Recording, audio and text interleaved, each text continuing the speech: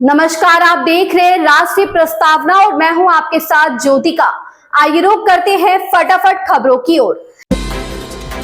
राहुल गांधी ने एक मतदाता को उदाहरण देते हुए कहा कि लालचंद नामक व्यक्ति यूपी में भी वोटर है, हरियाणा में भी वोटर है, उनका बेटा भी हरियाणा का वोटर है और यूपी में भी वोट करता है। ऐसे हजारों की तादाद में लोग हैं। मथुरा के सरपंच प्रहलाद का नाम भी हरियाणा में कई जगह वोटर लिस्ट में है। कांग्रेस सांसद राहुल गांधी ने बुधवार को नई दिल्ली स्थित अखिल भारतीय कांग्रेस समिति के मुख्यालय में प्रेस कॉन्फ्रेंस को संबोधित किया।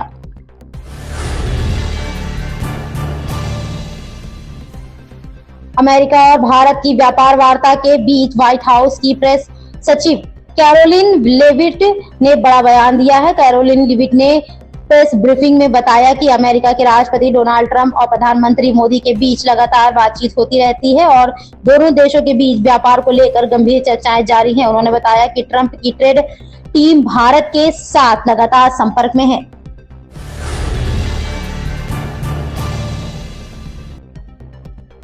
बिग बॉस 19 के घर में प्रणीत मोरे के एविक्शन के बाद अब घर को नया कप्तान मिल गया है। ध्यान देने वाली बात यह है कि सदस्य पहले भी घर पर राज कर चुका है। सलमान खान के रियलिटी शो बिग बॉस 19 में हर हफ्ते कुछ न कुछ नया ड्रामा और ट्विस्ट देखने को मिल रहा है। कभी किसी के बीच दोस्ती टूट रही है तो कभी किसी के बीच नए रिश्तों की शुरुआत हो रही है।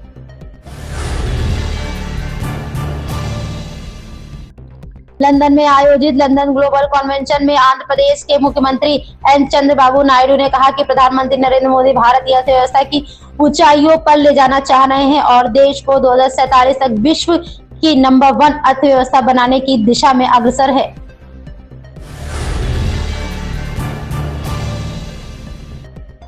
अमेरिका के डोनाल्ड ट्रंप की टैरिफ लगाने की शक्तियों को लेकर इस हफ्ते कोर्ट में अहम सुनवाई होने जा रही है। इससे पहले व्हाइट हाउस ने कहा कि वह हर संभावित परिणाम के लिए तैयार है, लेकिन सरकार को अपने कानूनी पक्ष पर पूरा भरोसा है। व्हाइट हाउस की प्रेस सचिव कैरोलिन लेविट ने कहा कि व्हाइट हाउस हमेशा प्लान बी के लिए तैयार रहता है। राष्ट्रपति के सलाहकारों के लिए ऐसा न करना अनुचित होगा।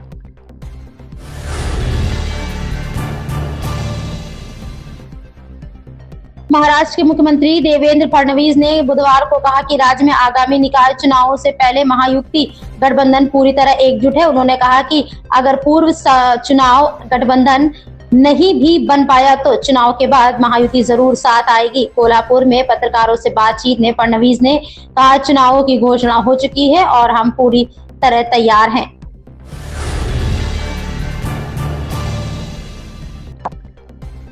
बरेली से अपना दल एस की सियासी रथ यात्रा निकाली। अनुप्रिया पटेल पूर्व के बाद अब पश्चिम में जमने के लिए मैदान में उतरी है। ओबीसी समीकरण पर फोकस है।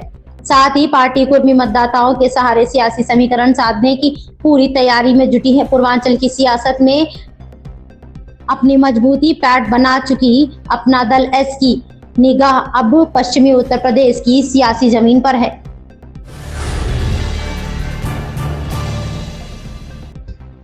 अब जल्द ही देश भर में RFID से स्कूल बसों को ट्रैक किया जाएगा। इससे माता पिता को बच्चों स्कूल पहुंचने व घर वापसी तक के पल पल की जानकारी मिलेगी। भारतीय मानक ब्यूरो एक इंटरनेट ऑफ थिंग्स आधारित मॉडल तैयार कर रहा है। इससे माता पिता और स्कूल प्रशासन बच्चों की बस को हर पल ट्रैक कर सकेंगे।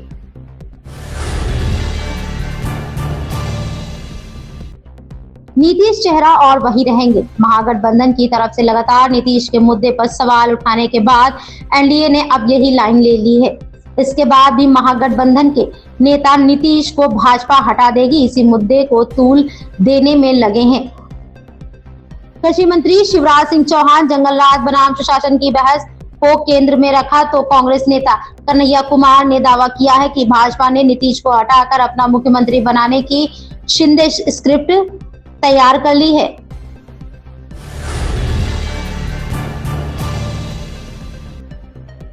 मुख्यमंत्री योगी आदित्यनाथ ने कहा, 2017 के पहले देश में माफिया बेलगाम थे। वो गरीबों की जमीन पर कब्जा कर लेते थे। अब माफियाओं की जमीन पर गरीबों के लिए आशियाना बनाया जा रहा है। राजधानी लखनऊ के डालीबाग में जियामऊ के एकता वन में आयोजित कार्यक्रम में लखनऊ विकास प्राधिकरण द्वारा निर्मित सरदार वल्लभ भाई पटेल आवासीय योजना का लोकार्पण किया गया। इस मौके पर मुख्यमंत्री योगी आदित्यनाथ ने एलडीए के बने हुए फ्लैट की चाबी आवंटियों को सौंपी।